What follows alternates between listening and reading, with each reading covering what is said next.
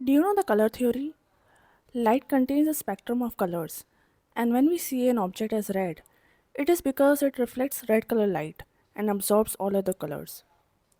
What if I tell you that it is the same with people? You're living in a mirror house. Everywhere you turn, you see a reflection of yourself. That's right. Everything is you pushed out. Hi everyone, I'm Gracie back with another podcast on self healing.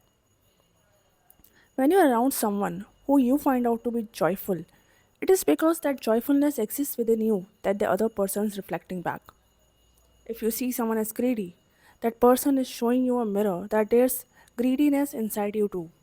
That's why you were able to identify that quality in the other person. You can't identify a quality that does not exist in you too. But let me tell you a secret. There's no good or bad quality. Goodness or badness lies in the intention with which we use them. It's good to be greedy when it comes to personal growth. People who don't settle for less end up enhancing not just their own, but also the standard of living for society at large. Selfish people are much better at setting strong, healthy boundaries as they don't allow themselves to be taken advantage of. This way, they also set standards for others in their interactions and teach everyone a valuable lesson that goodness is not about being taken advantage of. Manipulation, when used for the right cause, is seen as influencing. It comes handy when you want to influence people to show up for a social cause. Many influencers do it too. So it's time that you recognize your so called flaws and understand how to use them to your advantage and greater good. Many people call it the shadow side. Personality traits that a person suppresses, for it is seen as bad, are known as your shadow traits. Because a person does not want those traits to come out in public, they are kept in dark, hence the term shadow or your darker side. In the spiritual world, there is no trait by itself that is considered good or bad. Intentions of using them may be good or bad. Bring out your shadow side, but first, you must meet your shadow side. Many people don't know their shadow side. This is because those qualities stay hidden in subconscious mind that our conscious mind is not aware of it, but it still manifests in the behavioral patterns. There is an exercise by which you can identify your shadow qualities. It's called mirror exercise. Whatever qualities you can recognize in other people exist in you too, and the ones that you suppress make up your shadow side. You must not mistake emotions for shadow quality. I'll give an example. Say you find yourself getting angry at someone who you judge to be manipulative.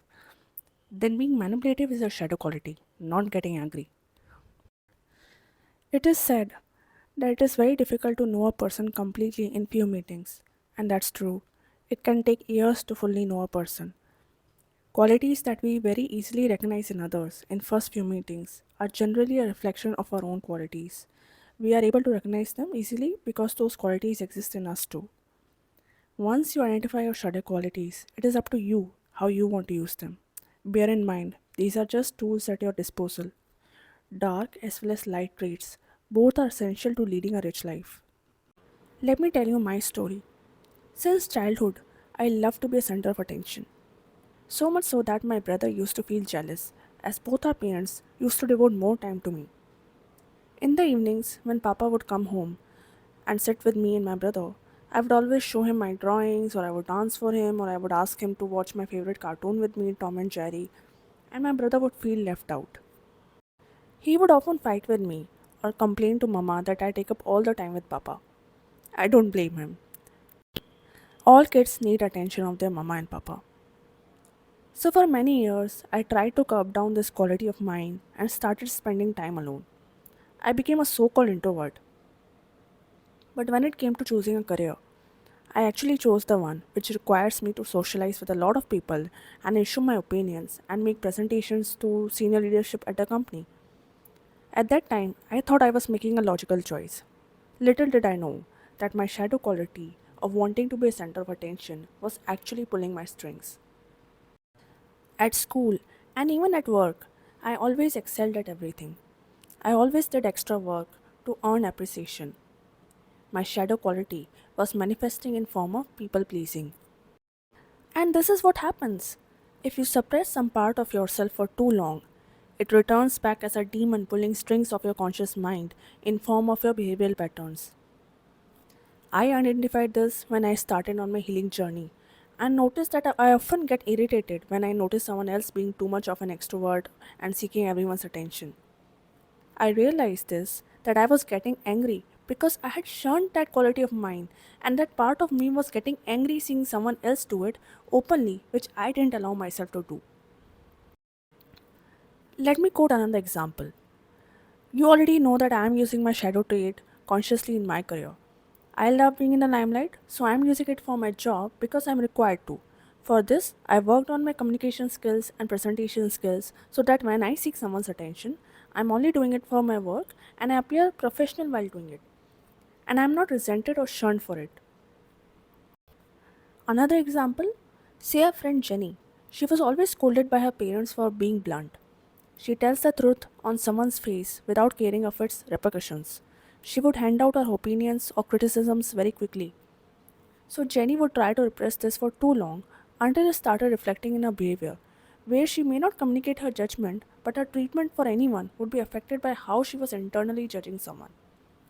Jenny, if she wants to integrate this shadow quality, then it would be better for her to be in a career where she is paid for judging, slash for giving feedback. Judgment is considered bad, but feedback is considered helpful. And this can be honed into a skill where you don't just give feedback but also help others on how to work on that feedback. Integrate your shadow self. People shun parts of themselves which are judged by others as bad. But the aim of life is not to be perfect, but to be whole, to be authentic. Shadow integration is the key to self reliance.